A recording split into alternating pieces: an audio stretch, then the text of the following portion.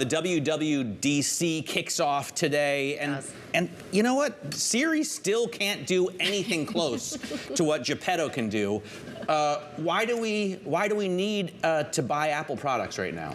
That is what they've got to vindicate, and I'm afraid if you wanted some answer to AI existential issues with Apple, you're not going to be getting it. Instead, you're going to be getting, well, a new way to call operating system upgrades. They're going to be named by the year, so we're going to be bracing ourselves for 2026, so 26 across the board, and basically an OS overhaul that means that your products in Apple will all work so much more seamlessly together. But this isn't stopping the analyst downgrades. This is why you see Laura Martin pile on last week, yet more and more cutting their views on Apple. We now have plenty of hold ratings, only about 4 sell ratings, but ultimately they need to show why you're going to be buying the next set of hardware. Yes, it's going to look more beautiful. Yes, it's going to have curved edges. Yes, it's going to have tiny bezels, as we have Mark Gurman reporting.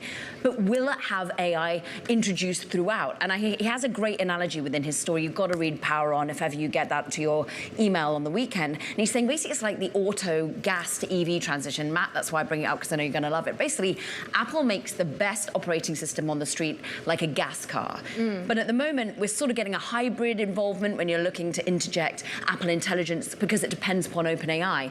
But other automakers, so other phone makers, have a pure EV that looks beautiful, and we got Google with Android managing to intertwine it within the entire operating system. Thus far, Apple has not made that transition And by the way, even in the car, so it used to be that if you drove a car over the last few years that didn't have Apple CarPlay, it was a total failure. Now, General Motors has built an operating system together with Google, right, that doesn't really necessitate Apple CarPlay. You just don't need it. I mean, what they have in Chevy, Cadillac, General Motors cars is good enough that it doesn't matter. And that's a real problem. My analogy has gone purely cars I do have to say, I have CarPlay in my Genesis, and I can't imagine living without it. I mean, I can, but to exaggerate the point there.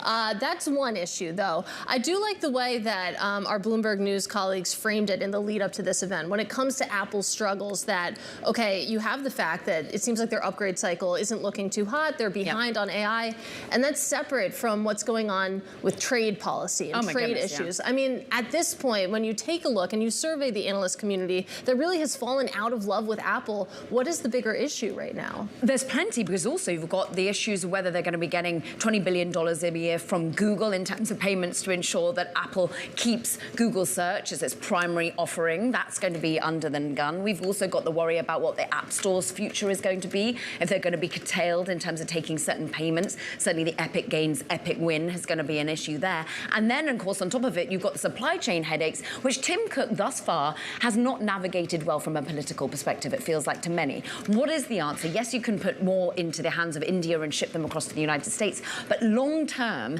how is Tim Cook going to respond to President Trump's demands to build and manufacture more in the United States? So you've got trade, you've got the issues of, well, monopolization of certain industries here in the US and what that means from a regulatory perspective. And on top of that, you've got the fact that AI just isn't integrated within the operating system more broadly. So a lot of challenges, and that's why you see the analyst community getting a little bit more negative. In fact, you've never seen less than 60% really of the analysts saying not to buy at the moment.